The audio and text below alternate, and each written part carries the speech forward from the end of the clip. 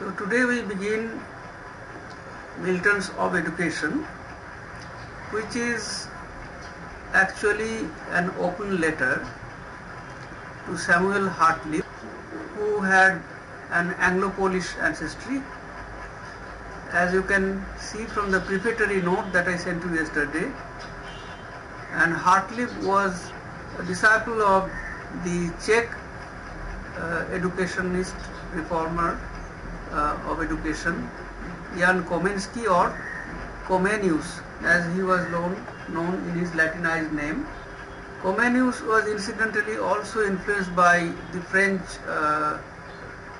reformer of education, Peter Ramus, and we know that Milton himself was a semi-Ramist or a follower of Ramus in a moderate way, and therefore, even though Milton never utters the name of Ramus, we may assume that in this plan of education there is an influence of Ramus.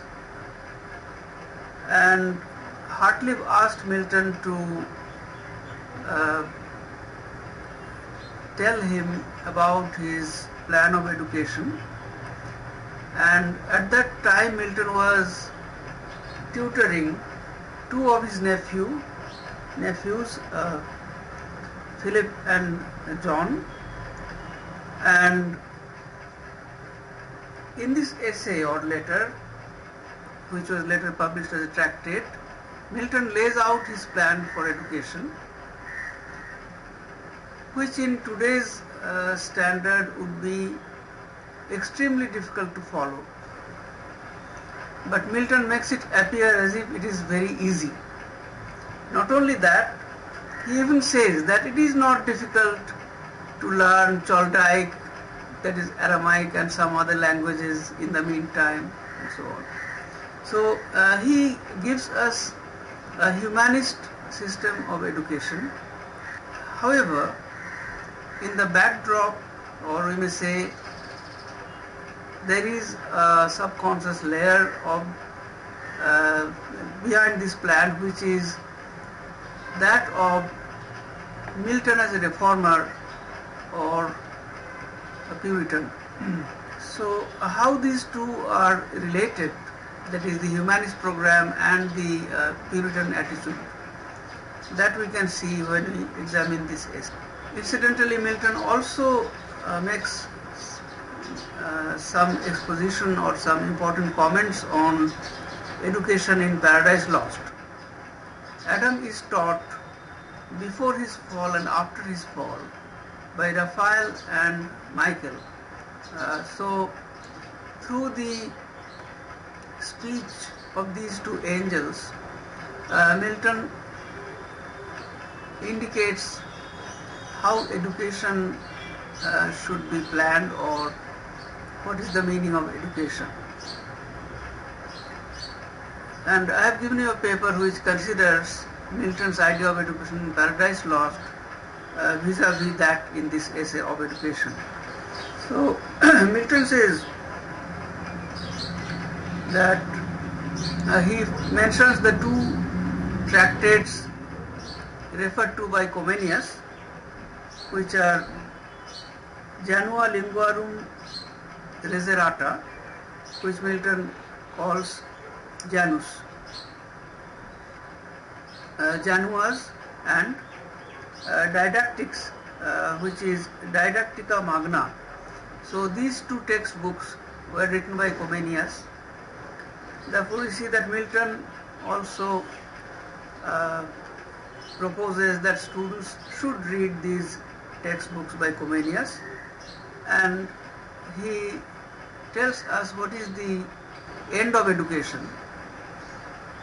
The end then of learning is to repair the ruins of our first parents by regaining to know God aright, and out of that knowledge to love Him, to imitate Him, to be like Him as we may the nearest by possessing our souls of true virtue, which being united to the heavenly grace of faith makes up the highest perfection.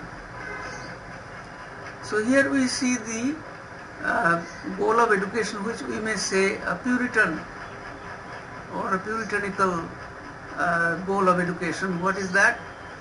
That is, man lost his true education or knowledge as a result of his fall, and the purpose of education is to restore him to that knowledge of God, because knowledge ultimately is a knowledge about God. So all secular knowledge would lead to divine knowledge. Therefore, knowledge which has been ruined by the fall, that must be restored again. Our understanding cannot in this body found itself but on sensible things, nor arrive so clearly to the knowledge of God and things invisible, as by orderly conning over the visible and inferior creature. So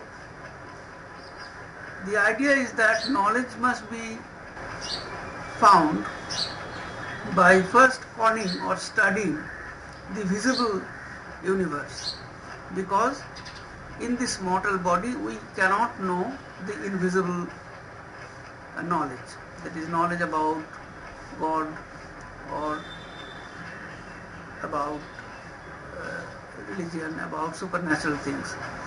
So from visible to invisible should be the progress of knowledge, which is a Christian way of looking at knowledge, but it tallies with the Aristotelian, to some extent, with the Aristotelian idea that the visible universe should be studied, though Aristotle does not mention the invisible universe.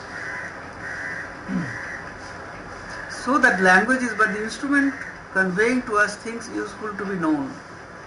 And though a linguist should pride himself to have all the tongues that Babel cleft the world into, yet if he have not studied the solid things in them as well as the words and lexicons, he were nothing so much to be esteemed a learned man as any yeoman or tradesman competently wise in his mother dialect only.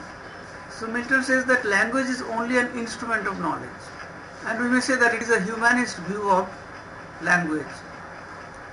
So language is the instrument, but one must study the solid things or the solid universe or the visible universe. If one studies only language, so Milton says that if a linguist knows all the languages which were created after the fall of the Tower of Babel, you know the story that an ambitious king created this tower or ordered the building of this tower to reach heavens, and God confused the men who were building the tower by dividing their language into many. So the myth that originally human language was only one, but because of man's pride, God punished him by dividing the language into many.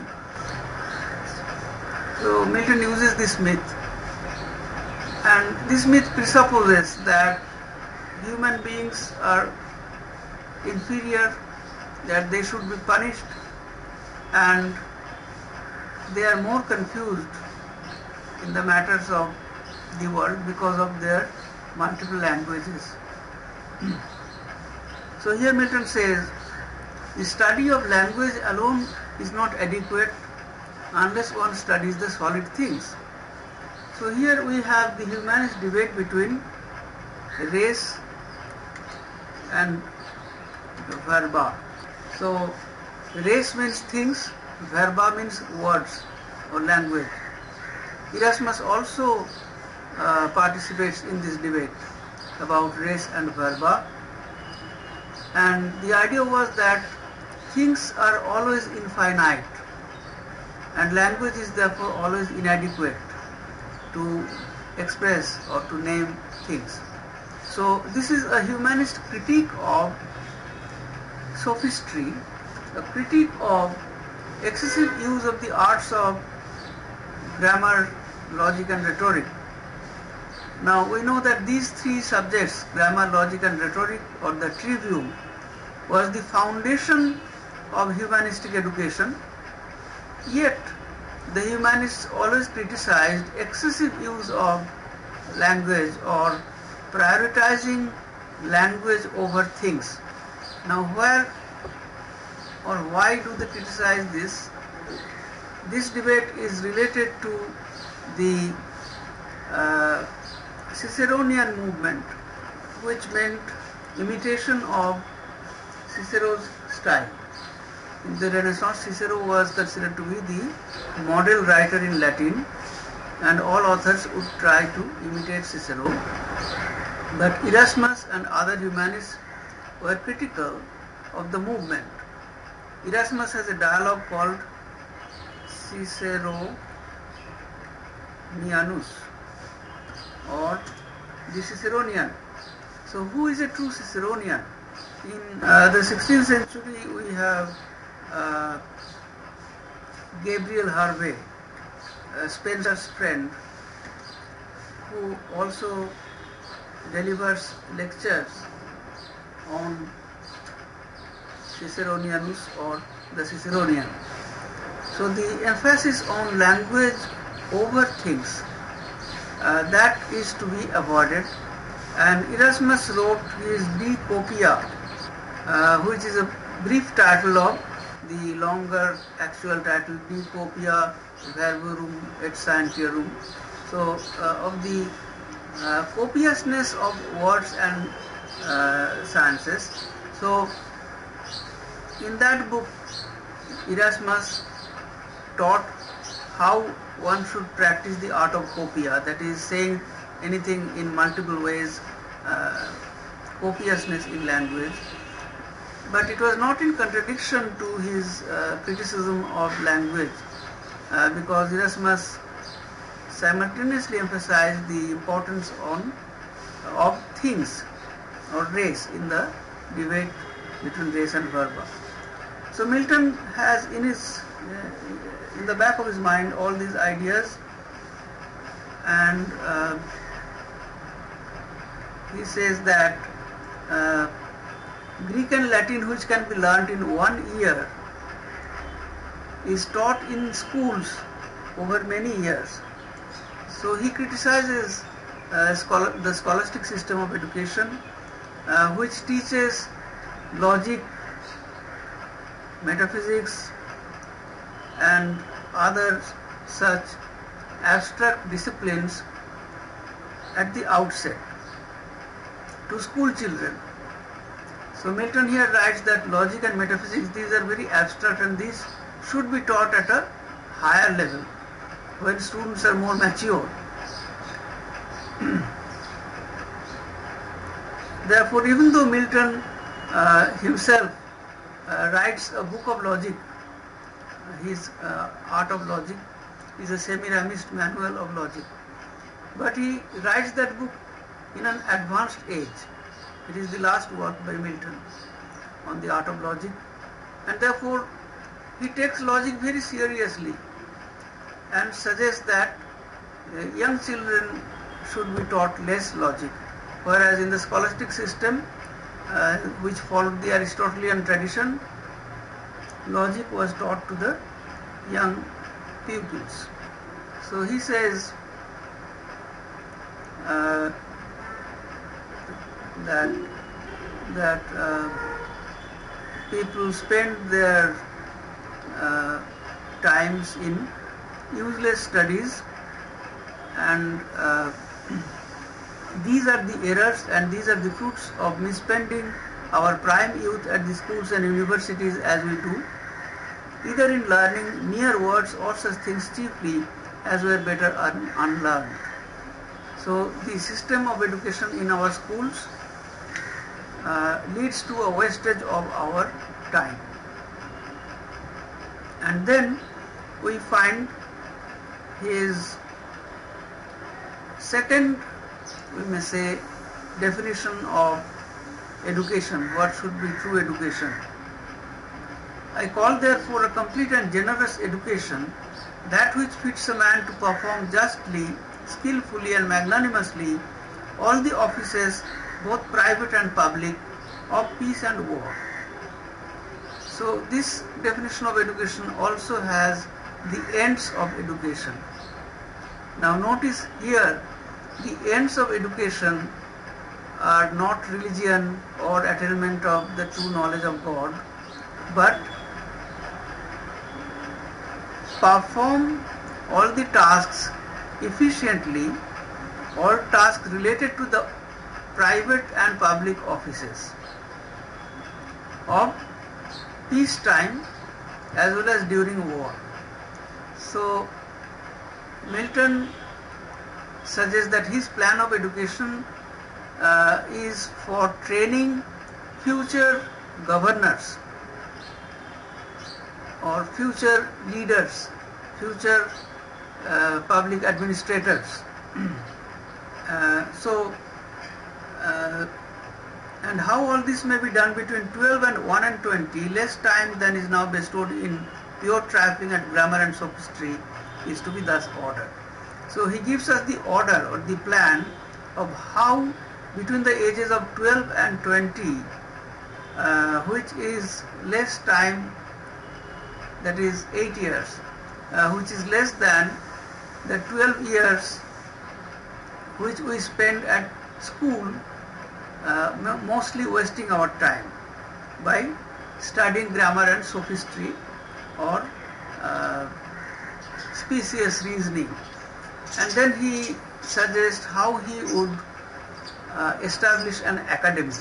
So he says that in every important city there should be an academy or a center of learning, which would be both a school and a university, which means that there should be a continuous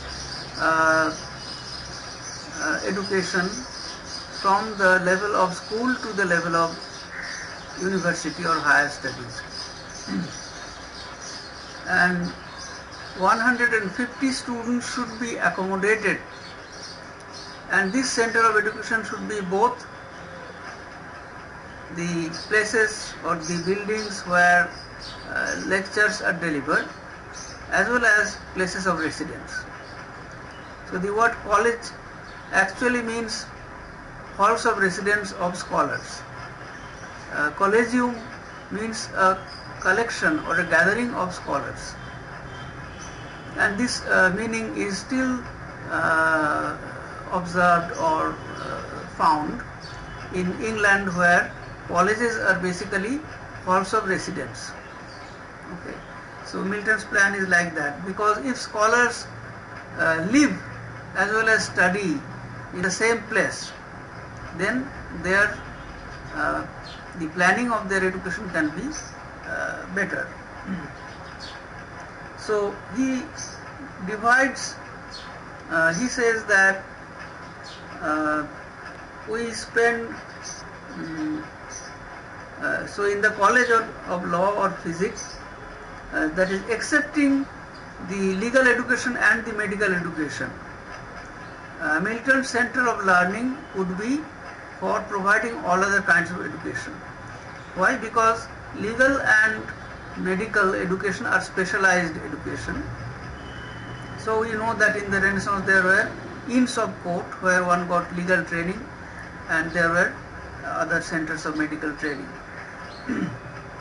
But general training, which begins from the study of Lilly, William Lilly, the writer of grammar, who was incidentally the grandfather of John Lilly, the famous pre-Shakespearean playwright and writer of romance, Euphues, if you remember. So Lilly's grammar and the study of Master of Arts, that should be followed in this academy.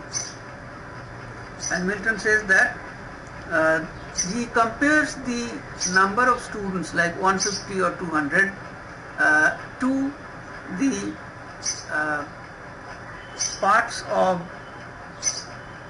the Roman army or legion. So a company or a troop of cavalry which usually consisted of 150 to 200 soldiers in the Roman army. So he says that if we think of education in this manner and divide the students into groups like cavalry, then we will have a regimentation of students, and study will also be regimented and disciplined.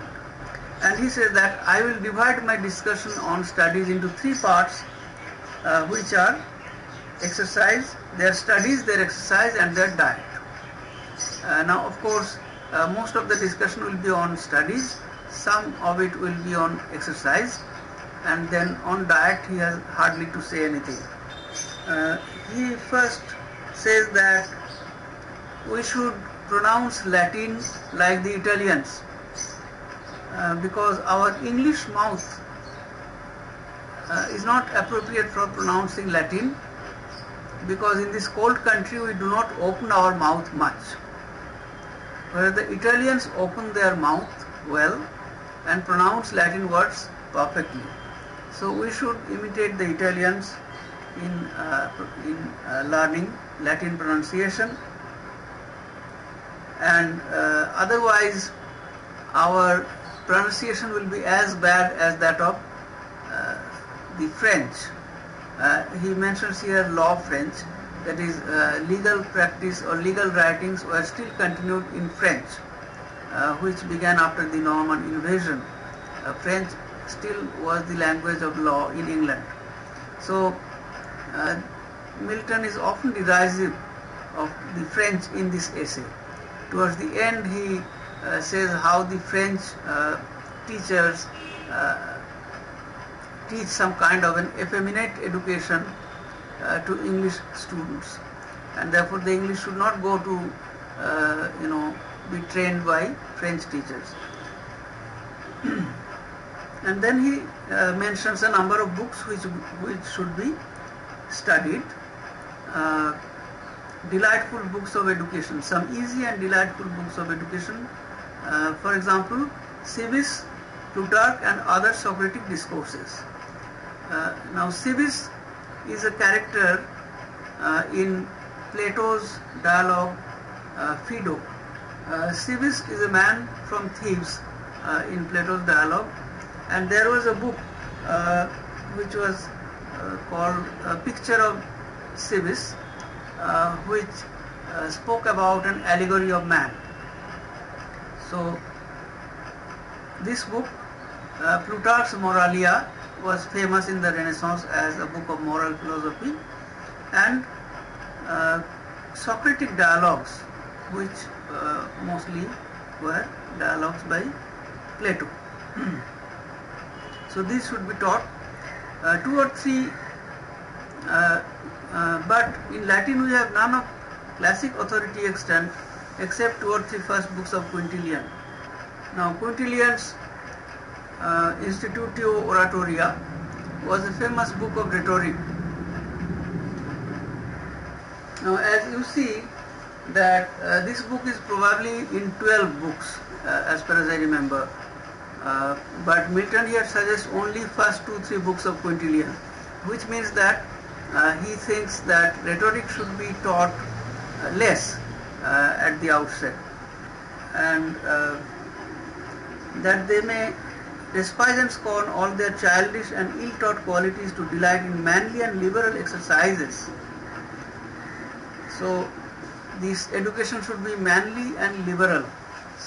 So Milton has some kind of an, what should I say, he disapproves education which would make one effeminate. So he has something against this kind of education, which I do not know whether is related to his misogyny, because he did not like women, which might be a result of his disastrous marriage and divorce. So he talks about education which should not be effeminate, it should be manly and liberal, which means this education should make one a gentleman. Liberal values make one a gentleman. Then he mentions the sciences or the subjects, arithmetic, geometry, and so on. After evening repast till bedtime, their thoughts will be best taken up in the easy grounds of religion and the story of scripture. So what will the students do 24 hours in his academy? That is perfectly planned. So what will they study during the day? Then they will do some exercise, and then after evening repast or supper, they will before bedtime they will learn something easy about religion and stories from the scriptures. Now Remus also provided a plan of education in his college, and Milton's plan is very similar to that. Like Remus, Milton also plans how the 24 hours of the students will be spent. And Remus divided the study time of the students in the day as well as in the evening.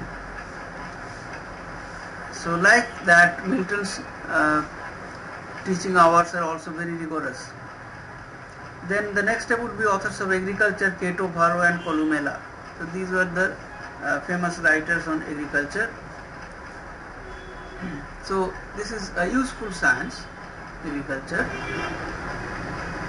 The art of manuring, which Milton says was accidentally discovered by Hercules when he was cleaning the Augean stables. Then he speaks about the difficulties of grammar should be taught, and then historical physiology of Aristotle and Theophrastus. So these are the studies of zoology and botany. By physiology, Milton means zoology, Aristotelian zoology, and the study of botany by Theophrastus. Then Vitruvius, if you remember that Marcus Vitruvius Pollio of 1st century BC was a famous Roman architect. Leonardo da Vinci had made a drawing where a man stands with his two arms stretched and two legs also stretched in a circle, and his hands and legs touch points in the circle. So man, this is the image of the Vitruvian man. Vitruvius had a book on architecture, and he suggested that man is the measure of the universe, and all buildings should also be measured according to human proportions, that is the proportions given by a human body should be emulated in the proportions of a building. Seneca's, that is Seneca the father and Seneca the son, natural question, Seneca's natural questions, Milton is talking only about Seneca the senior, who was a philosopher and who wrote on natural philosophy, and Mela, Celsus, Pliny or Solinus. So these are the writers. Pomponius Mela, a geographer. Celsus was a writer on medical science, and Pliny wrote natural history, and Solinus was a Roman geographer. So these authors wrote in the period between 1st century to 3rd century AD. Then principles of arithmetic, geometry, astronomy and geography, with a general compact of physics, they may descend in mathematics, the instrumental science of trigonometry, and from thence to fortification, architecture, enginery or navigation. So you see how the what we call pure sciences and applied sciences, in Milton's time they would be called a natural philosophy and useful sciences. They are all mixed in this prescription. So engineering means military engineering, navigation. So these arts, military arts should also be taught. History of meteors, minerals, plants and living creatures, anatomy. Then institution of physics. Physics means medical science. So at a higher level, medical science will be taught, which meant so that they may know the tempers, the humors, the seasons and how to manage a crudity. So temper, that is a person's mental and physical constitution. Humors, the theory of 4 humors taken from Galen, that the humor should be in proportion in a human body. Any excess of any humor leads to some disease. The seasons, that is the notion that the seasons had a marked effect on the humors of the body, leading to distemper or sickness, and crudity, which means indigestion. So these are the topics which should be taught in medicine. Then Milton says that these are not enough. The young men should also learn the useful sciences which we see not in the universities but in the practice of men. And he refers to the sciences or the arts of hunters, fowlers, fishermen, shepherds, gardeners, apothecaries, that is medicine makers, pharmacists, and in the other sciences, architects, engineers, mariners, anatomists, and so on. So all these sciences need to be taught. These are not just sciences, but these are practices followed by men in actual life. Hunting, or the herding of animals, and so on, husbandry and so on. Then poetry. Then also those poets which are now counted most hard will be both fussy and pleasant. So the poets which are now considered as very difficult, because Milton is referring to Greek poets. He says that in this academy the training will be given in such a manner that they will be very easy. Orpheus, Hesiod, Theocritus, Aratus, Nicander, Oppian, Dionysus, and in Latin Lucretius, Manilius, and the rural part of Virgil. So rural part of Virgil means eclogues and the Georgics. So those poems which deal with husbandry, animal rearing, and farming. And then he speaks of the institution of morality or teaching of moral philosophy, and here he mentions the moral works of Plato, Xenophon, Cicero, Plutarch, Laelius, and those Locrian remnants. So the authors are well known. Laelius was a 2nd or 3rd century writer of lives and opinions of eminent philosophers, and Locrius or Locrian remnant, Milton refers to a character in Plato's Timaeus called Locri, and it was believed that the treatise on the soul of the world and nature was written by Locrius or Locri. But later it was, now it is considered that it was the 1st century paraphrase of the dialogue. So it is not the original writing by Locri.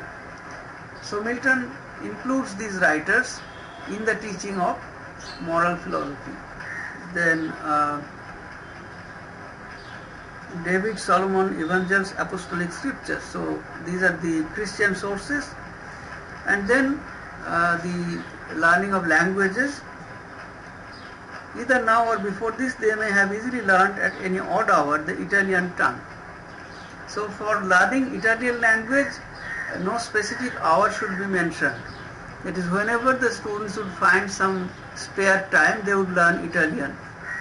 So obviously Milton considers learning of language to be a very easy thing, and this is a point of view of a humanist, because for humanists learning of language was very basic. A humanist should learn as many languages as possible.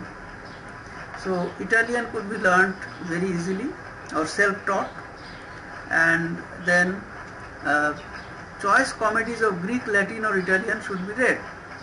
And Milton mentions Trachiniae, Alcestis.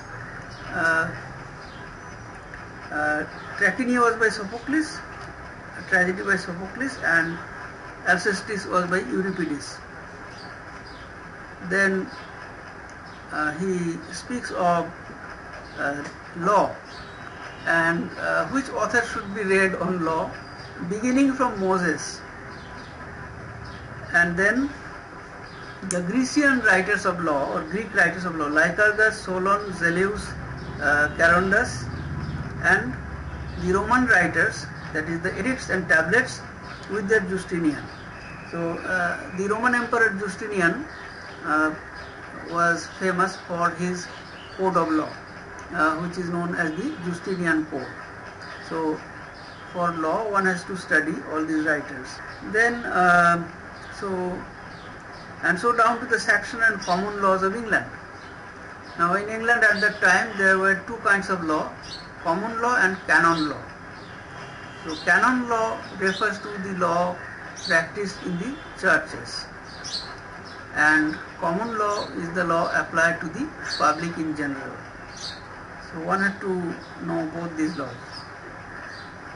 So uniform law for everybody was not there at all, and therefore a priest could go away with a murder because he would be judged by canon law and not by the common law. Then every evening on Sundays and every evening one must study theology and church history, Hebrew language, so that the scriptures can be read in their original languages, and it would be no impossibility to add the Chaldean and the Syrian dialect. So you see how Milton makes it appear very easy to learn the Chaldee, that is the Aramaic language, which was the ancient language believed to be the language of Jesus Christ, and the Syrian dialect, that is the teachings of Jesus were first translated from Aramaic into Syria. And Milton says it is very easy to learn these languages, and therefore so that the students can read the scriptures in the original language. Now among modern scholars, I can tell you about one scholar who learned some of these ancient classical languages like Aramaic, who is Nirod C. Choudhury. Nirod C. Choudhury learned some of these ancient classical languages.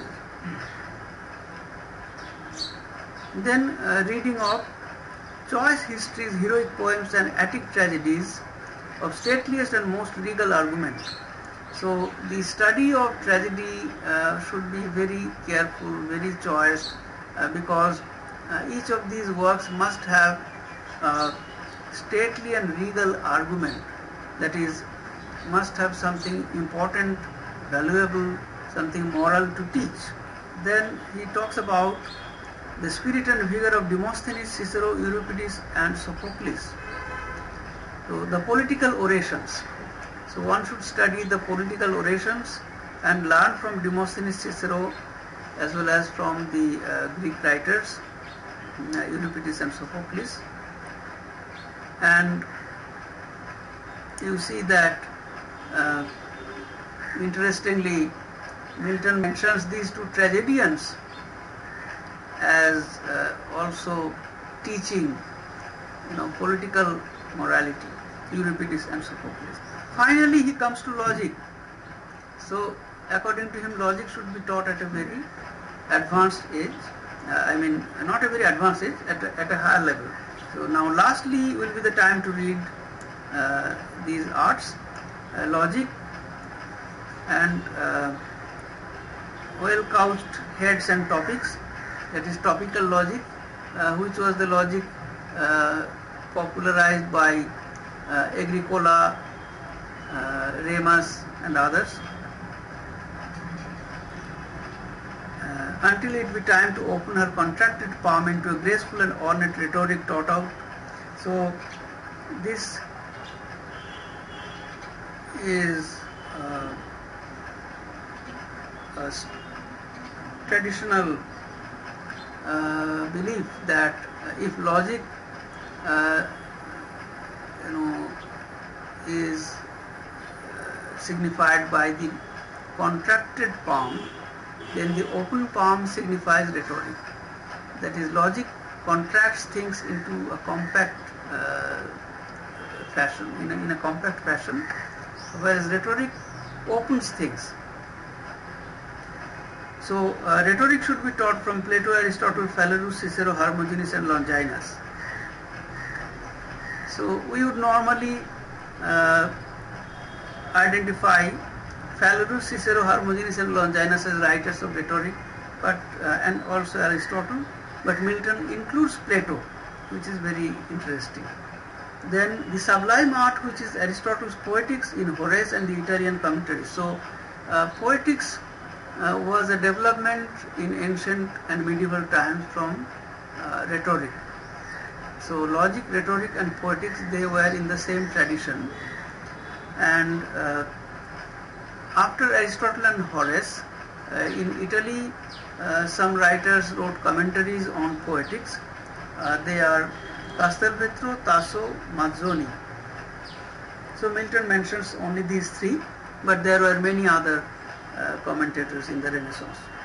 And then they should be taught the differences between dramatic, epic, dramatic and lyric art, and the idea of decorum. And all these subjects should be studied in a methodical manner. And this word methodical gives out the Remist, inclination of Milton. Okay. So we are not going to follow the exercises. You can read them. But what is significant is that studies should be combined to exercise and diet, which means that Milton suggests that education of young students should be seen from a holistic point of view. That is, their lives should be organized and so that there is equally physical, mental development, and also their diet is proper, because diet was considered to be very important because it would influence a man's personality, a man's behavior. Alright, so now we will very briefly look at the questions. Can we see the questions? So the first one, Milton offers a humanist program of education. This is a very simple question, a plain question, because we see the emphasis on learning of languages as well as learning the arts of grammar, rhetoric and logic. And at the outset there is a criticism of the scholastic system of education, and the humanist system emphasized the learning of languages as well as kind of holistic learning in all arts and sciences. So the view of learning expressed here is, we may say, an encyclopedic view of learning. That is, no science, no subject, no discipline is left out.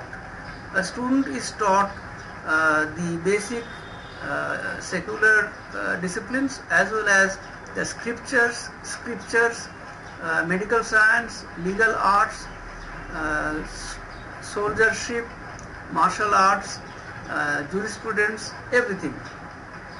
So this is an encyclopedic view of language, view of education, which is a humanistic program. And we also see the influence of Comenius and Remus in this plan by Milton. The end of learning is to repair the ruins of our first parents by regaining to know God aright. Does Milton offer a theological view of education?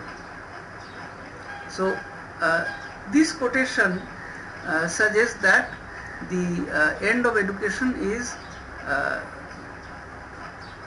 giving man or restoring to man the ruined spiritual knowledge about God. But as I indicated that there is another quotation which is in the next question. I call therefore a complete and generous education that which fits a man to perform justly, skillfully and magnanimously all the offices both private and public of peace and war. So this view and the earlier view, they apparently appear to be in contradiction. So there lies the twist in this question. Does Milton offer a theological view of education? Then you will have to say that even though from this quotation it appears that Milton is talking only about theological education, but in the next, later he talks about a complete and generous education, which would include secular education as well as which would train the students in the art of governing or ruling. So Milton's students would become rulers, magistrates, governors, and therefore it would be wrong to interpret Milton's view of education based only on the first quotation. Okay. Languages and literature have a pride of place in Milton's scheme of education, discussed with reference to of education. This is also not a difficult question because it mentions the humanist attitude or the emphasis on language and literature. It does have an important place in Milton's education, but Milton begins with alluding to the debate between res and verba, or the comparative importance of words and things, of language and natural and useful knowledge about things. And this Renaissance humanist debate is further, the message from this debate, which is distilled in this essay, is that education should not only focus on language. So Milton kind of relegates the knowledge of logic and rhetoric to a higher age. So young students should not be taught too much of logic and rhetoric, that is too much of language. But at a young age, Milton also includes the study or the knowledge of the practical arts or praxis.